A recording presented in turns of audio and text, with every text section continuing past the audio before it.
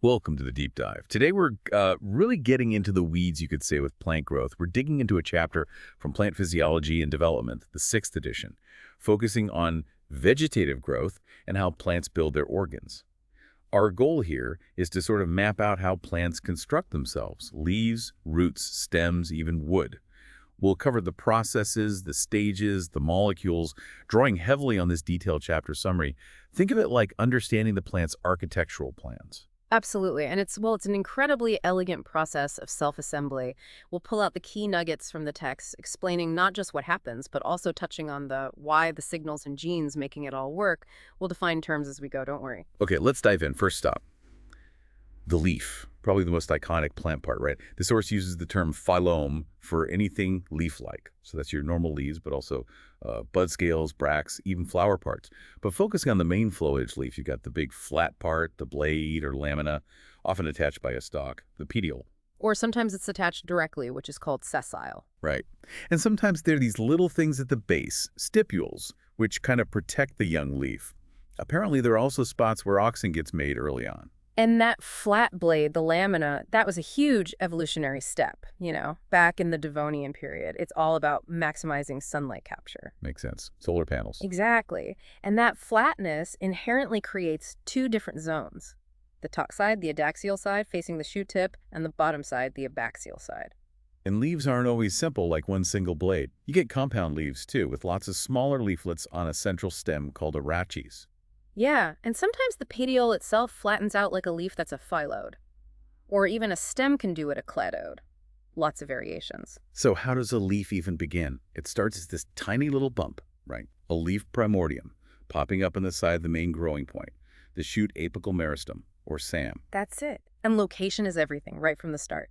Cells closer to the center of the SAM become the adaxial side. Cells initiated a bit further out become the bottom abaxial. People figured this out with some pretty neat old-school experiments, didn't they? Like back in the 50s. Yeah, classic microsurgery. If you carefully cut off the SAM, isolating the brand new primordium, the structure that grows out is weird. It's sort of cylindrical, radially symmetrical, and it only has the tips of the lower side. It's abaxialized. Wow. But if they left even a small connection? Then you get a normal flat leaf with both top and bottom sides. It was clear proof. Some kind of signal comes from the SAM that's essential for establishing the top identity, the adaxial fate. And later work with lasers and stuff confirmed it, even if the exact signal is still a bit, well, elusive. Precisely. The principle holds. Now let's talk genes. ARP genes, like one called PHN, are really important here. Okay, PHN, what happens if that's not working? The mutants have messed up symmetry. You might get needle-like leaves or leaves that are kind of patchy mosaics of different tissues. So PHN helps make the top side. Well, its job is to act as a transcription factor. It helps turn off another set of genes called KNOX1 genes, specifically within the developing leaf cells. Repressing KNOX1 in the leaf is key for proper adaxial development. And you mentioned auxin earlier. Yeah. Is that involved? Yes, that initial repression of KNOX1 seems linked to auxin pooling up right where the leaf is going to start. Interesting. So KNOX1 needs to be off in the leaf, but it's on in the SAM. Exactly. In the SAM, KNOX1 genes are crucial for maintaining the stem cells there. They actually inhibit gibberellin synthesis and promote cytokinin synthesis in the SAM. Totally different role than in the leaf primordium. Okay, so ARP genes repress KNOX1 for the top side. What else defines the top? Another major group, the HD-ZIP-P3 transcription factors. Think fabulosa, fabulosa. Normally, these are only switched on in the adaxial, the upper domain. And if they get switched on where they shouldn't be? Right, like if they're ectopically expressed in the lower domain, those lower tissues start taking on upper side characteristics. And if you knock out the function of these HD-ZIP-P3 genes, you lose the adaxial traits. They're clearly required. How does the plant keep them off in the lower side then? That involves microRNAs. These tiny RNA molecules act like regulators, specifically one called miR-166. It's expressed in the lower abaxial regions, and its job is to find and suppress the messenger RNAs of those HD-ZIP-P3 genes, like PHB and PHV. This suppression allows the abaxial identity to develop properly. So it's like a balancing act. HD-ZIP-3 promoting the top, miR-166 suppressing it on the bottom. Exactly. And this kind of antagonism pops up in other developmental processes too, like making vascular tissue or roots. All right, so that covers the top side pretty well. What genes define the bottom, the abaxial side? Key players there are the Kanadi and Yabi gene families. Kanadi seems really central for specifying bottomness. YABB, like the crayfish. Chuckles lightly. Apparently so. Kanadi often works with YABB genes. If you lose function in both, the abaxial identity is dramatically reduced. And like the adaxial factors, these are connected to auxin transport via things like pin carriers and ARF transcription factors. ARF3 and ARF4, for instance, are needed for normal abaxial fate. Okay. So we have top identity, bottom identity, but the leaf isn't just two layers stuck together. It's this thin, flat blade. How does that expansion happen? Right. Good question. Go back to those experiments. The isolated primordia that became abaxialized, no blade, and those PDA mutants lacking proper adaxial tissue, often needle-like. It really suggested you need both tissue types. And you mentioned those patchy mutants sometimes had blade-like bits. Exactly. And those little lamina ridges, those flat-out growths, appeared precisely at the boundaries where adaxial and baxial tissues met. Oh, so the interaction is key. That's the model. The idea is that the lateral outgrowth, the flattening into a blade, is induced by interactions between the distinct top and bottom tissues, right where they meet. PHN's main job is to establish the top side, but then the juxtaposition of top and bottom triggers the blade-forming programs. And auxin and those YABBY genes are involved in that outgrowth too. Seems like it. YABBY genes are often found in the abaxial side and near the edges, and they seem to promote the growth activity linked to this polarity. What keeps the pedial, the stalk, from flattening out? That's where the BOP genes come and blade on pedial. These are active specifically in the pedial region on the adaxial side, and their job is to actively suppress that blade outgrowth program there. So if you lose BOP function, you get blade tissue growing down onto the pedial. The distinction is lost. They act redundantly, so you usually need to knock out both BOP1 and BOP2 to see the strong effect. Okay, interesting. Now, shifting gears slightly, compound leaves, the ones with leaflets, how do they manage that? It seems more complex. It is, but it's also kind of elegant. Instead of differentiating quickly into a single blade, the primordium of a compound leaf basically delays that process. It holds on to an undifferentiated state for longer. And then? It then sort of reuses the machinery that the main SAM uses to initiate leaves, but this time it uses it to initiate leaflet primordia along its axis. So it's like making mini leaves off the main leaf structure. Pretty much. And again, auxin flow directed by PINL proteins is crucial for pinpointing where those leaflets start to form, creating little auxin hotspots. And you mentioned KNOX1 genes being repressed in simple leaves. What about here? That's the key difference. In compound leaf primordia, those KNOX1 genes, which keep tissues undifferentiated, are actually turned back on or de-repressed. This helps maintain that undifferentiated state needed to pop out leaflets. Genes like CUC are involved in allowing this KNOX1 expression. And hormones. Cytokinians seem to act downstream of KNOX, promoting the actual development of the leaflets. If you fiddle with cytokinin levels in plants like tomato, you can directly change how many leaflets they make. More cytokinin, more leaflets, less cytokinin, fewer leaflets. Okay, let's zoom right down to the leaf surface now. Specialized cells like stomata, the breathing pores and trichomes, the hairs. How does stomata form? It looks complex. It is a very precise lineage. It starts with a surface cell, a protodermal cell, becoming what's called a meristemoid mother cell, or MMC. Okay. This MMC divides asymmetrically unevenly into a smaller cell called a meristemoid, which retains stem cell-like properties, and a larger cell. And the meristemoid. It can divide again asymmetrically, amplifying the potential, or it can differentiate into a guard mother cell, the GMC. The larger sister cell can become a normal pavement cell or do its own spacing division to make sure stomata aren't too close. Finally, the GMC divides symmetrically just once to form the two guard cells that surround the pore. It's a whole cascade. And they need that spacing, right? The one-cell spacing rule. Yeah, for optimal gas exchange. If the genes controlling this pathway are mutated, you see stomata clustered together or other spacing defects. So specific genes control each step. Absolutely. There's a sequence of transcription factors from the BHLH family. SPCH gets things started, initiating the lineage. MUTE triggers the switch from meristemoid to GMC, stopping the asymmetric divisions. And FAMA controls the final division and differentiation into guard cells. They work with partner proteins, too. Is it just internal programming, or is there communication? There's definitely communication. Peptide signals are secreted by cells in the lineage, and even from the underlying mesophyll tissue. These signals bind to receptors on the cell surface like the erecta family receptors and TMM and help regulate the density and patterning. Some peptides act as repressors, others as positive signals like stomagin from the mesophyll promoting stomata formation. It's quite intricate. Wow. Okay, what about trichomes, the plant hairs?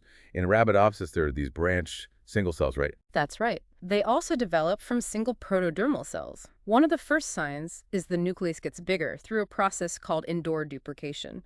They tend to pop up near the base of the leaf first, and importantly, they appear in a regular pattern. Suggesting they influence their neighbors. Exactly.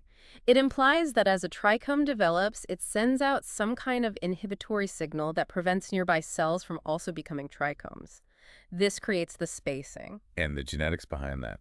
Classic genetic screens found genes controlling this. There are positive regulators. Mutants lacking these have fewer or no trichomes. Key ones are T2G1, GL1, and GL3, which form a complex that promotes trichome formation. And negative ones. Right. Mutants in negative regulators have too many trichomes, often clustered together. A key one is TRY. It's actually expressed in the developing trichome, but the protein moves into neighboring cells. Moves between cells. Yeah. And in the neighbors, it interferes with that positive GL1, GL3, TTG1 complex, basically kicking GL1 out. This prevents those neighbors from becoming trichomes, enforcing the spacing. Really clever mechanism. So what's the final switch for making the hair? A gene called GLBRA2, or GL2, is downstream of that positive complex. It seems to be a critical execution step. Interestingly, GL2 does the opposite in roots. It stops root hair formation there. Context matters. Any hormones involved? Jasmonic acid can increase trichome numbers. There are proteins called JAZ proteins that normally repress trichome formation, and jasmonic acid leads to their degradation, releasing that repression. Okay, leaves need plumbing.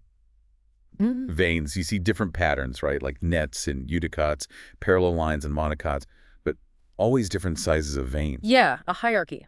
The big veins handle the bulk flow water up, sugars down. The tiny veinlets ramifying through the leaf are where sugars actually get loaded into the phloem for transport out. How these intricate patterns form is fascinating. Wasn't there an early discovery about how they connect to the stem? Yes. Back in the 1800s, Neely figured out something crucial. The vascular bundles going into the leaf traces don't start as direct extensions from the stem's bundles. No. They actually initiate discontinuously as separate strands of cells called procambium up near the emerging leaf primordium.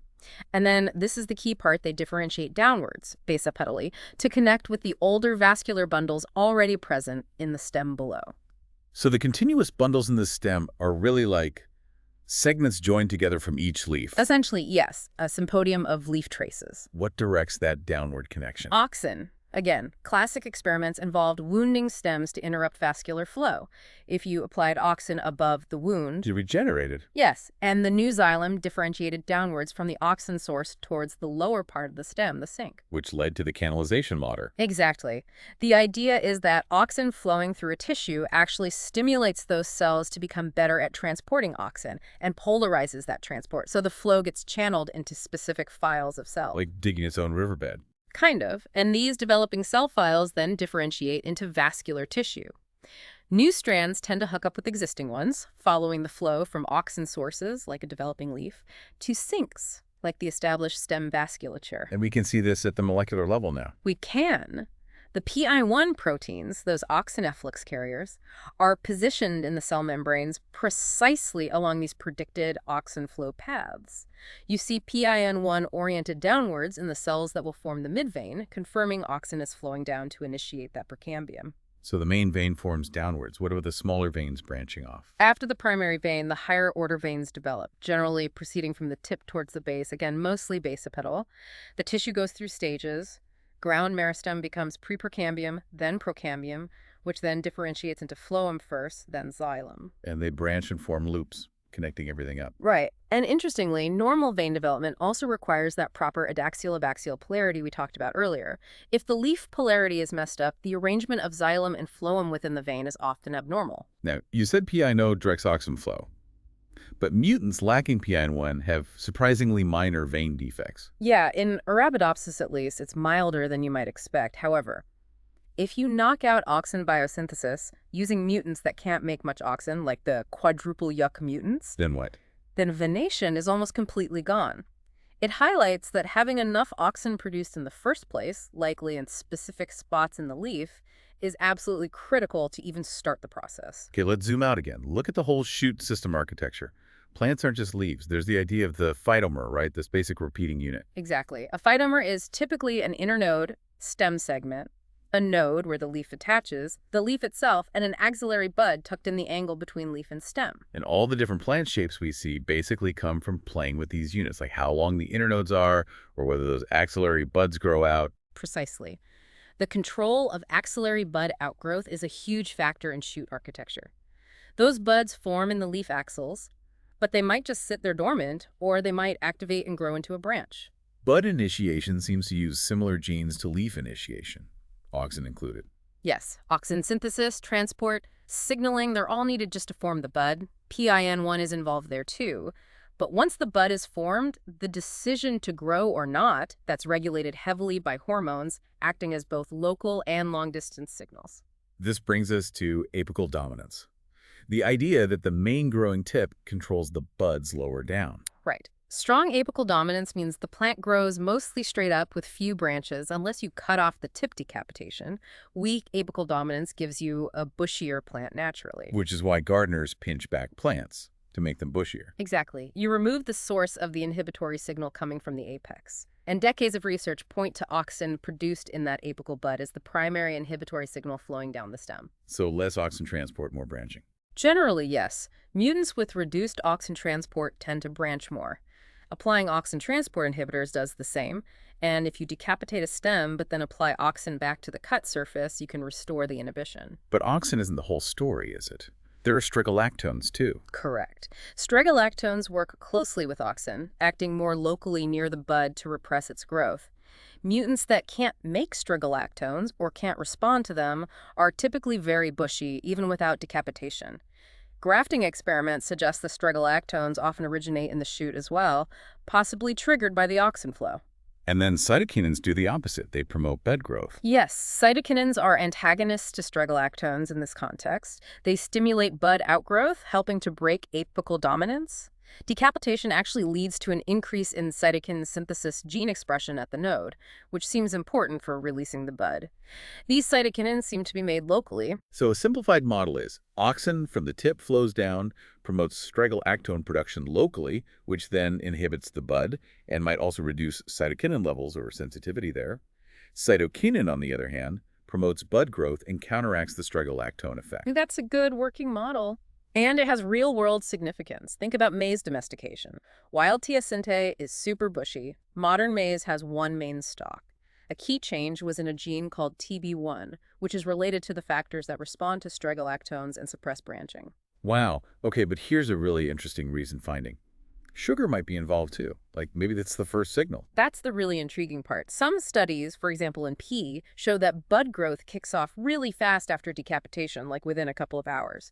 But significant drops in auxin levels near the bud don't happen until much later, maybe 24 hours. So what does happen quickly? Sucrose levels. Sugar coming from the leaves flowing in the phloem near the bud drops rapidly within about 2 hours after decapitation. Why? Because the newly activated bud immediately starts sucking it up. Ah. So the idea is the main growing tip is normally a huge sink for sugar, hogging it all. Pretty much. It limits the sugar available to the axillary buds, keeping them suppressed. When you decapitate, you remove that massive sink. Suddenly, more sugar is available to the buds. This sugar influx might be the immediate trigger that initiates outgrowth. But you still need the auxin changes later for sustained growth. Seems likely, yes. The sugar might be the spark, but the hormonal changes are needed to keep the fire going. And of course, environmental factors like shade or low nutrients feed into all of this, modifying branching patterns via these hormone pathways to help the plant adapt. Shade avoidance, for instance, uses light signals to suppress branching. Okay, let's head underground. The root system. Crucial for water, nutrients, stability. And root system architecture, or RSA, is just how they're arranged, right? Exactly. How the roots explore the soil in 3D. And it's incredibly variable and adaptive because soil resources like water and nutrients are often patchy. Plants tune their RSA root types, angles, growth rates, branching to forage effectively. Monocots and eudicots differ here too. Yeah, structurally. Both start with a primary root from the seed and make lateral roots off that. But monocots, like maize, often develop a more fibrous system, adding major roots from the stem base, later on crown roots. Eudicots, like soybean, tend to rely more heavily on the main taproot and its branches, maybe with some basal roots from the hypocondyle. And a key example of adaptation is how roots respond to low phosphorus. Oh, absolutely. Phosphorus is vital, but it doesn't move easily in soil. Often, it's concentrated in the topsoil layers. So plants go topsoil foraging. That's the term, yeah. Under low phosphorus, they change their architecture. The primary root slows its downward growth, no point diving deep if the P isn't there. Instead, they ramp up lateral root production and elongation, especially in the upper soil layers. They also tend to make those lateral roots grow out at a shallower angle, keeping them in the topsoil, and they increase root hair density and length. All designed to maximize root surface area right where the phosphorus is likely to be. Precisely. And understanding these responses is huge for breeding crops that are more phosphorus efficient, able to thrive in low P soils. It's not just architecture either. They have biochemical adaptations too, like secreting acids or enzymes. And this response involves both local sensing and whole plant signals. Yes. Individual root tips can sense the local phosphorus level, but there's also systemic signaling. Signals travel from the roots up to the shoot, maybe phosphorus levels themselves, sugars, hormones like cytokinin and strigolactone via the xylem. The shoot integrates this information and sends signals back down via the phloem, things like small RNAs like miR399, messenger RNAs, proteins, sucrose to coordinate the response across the whole root system. It's a whole plant conversation about resources. Definitely. And don't forget mycorrhiza, those fungal partnerships. Right, they extend the root's reach. Massively. These fungi form networks in the soil, connecting to roots, sometimes linking multiple plants. They're especially good at scavenging for nutrients like phosphate and delivering it directly to the plant through their hyphae. They play an enormous role in nutrient cycling in ecosystems. Okay, final section. We've done up, down, and branching out. What about growing wider, secondary growth, making wood? Right. This is thickening, increasing girth, characteristic of woody plants, but generally absent in monocots. It comes from lateral meristems, unlike the apical meristems for primary growth. Two main ones. Yes. The vascular cambium is the big one. It sits between the existing xylem and phloem and produces secondary xylem, that's the wood towards the inside, and secondary phloem, the inner bark, towards the outside. It's bifacial. And the other. The cork cambium, or phelogen, this usually forms further out and produces cork cells, phellem, towards the outside, forming the outer protective bark layer, periderm, and sometimes a layer called pheloderm inwards. You can often track this along a stem, see where it transitions from primary elongation to secondary thickening. Exactly. The vascular cambium itself is a cylinder of dividing cells, the cambial initials. They divide sideways, anticlinally, to increase the cambium's circumference as the stem grows wider. And they divide inwards-outwards, periclinally, to produce xylem and phloem mother cells while maintaining the initial layer. Everything outside that vascular cambium gets pushed out and is technically bark. And this ability to grow thick evolved quite early, right? Yeah. It's fundamental to trees and shrubs. Yes, likely predates gymnosperms. And the wood itself has different cell types, vessels for water transport, fibers for strength, parenchyma for storage, and lateral transport via rays. The proportions adapt to needs. Hormones must be involved here too. Oh, absolutely. It's a complex hormonal control network. Auxin, likely flowing down from young leaves, and the shoot tip seems crucial. There's a gradient across the cambial zone, highest in the initials. It's thought to influence both cell division rates and differentiation into xylem. Gibberellins too. Yeah. GAs seem to peak more towards the differentiating xylem. They work synergistically with auxin. Auxin is needed for division, but GA seems particularly important for xylem differentiation and fiber elongation. Cytokinins. Important for promoting cell proliferation in the cambium itself. Reducing cytokinin levels can impair radial growth. And ethylene. Ethylene generally promotes cambial activity and xylem production. It's particularly implicated in forming tension wood, a type of reaction wood that helps angiosperm trees correct their lean, forming on the upper side of bent stems. Ethylene signaling is boosted in these areas. And just like the shoot tip, there are stem cells here being maintained by similar genes. Right.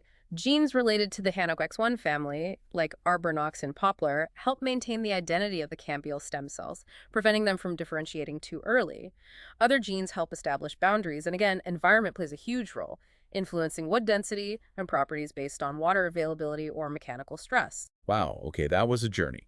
From a tiny speck of cells deciding top from bottom to build a leaf, all the way to the complex hormonal and genetic control that allows a tree to grow massive and strong through secondary growth.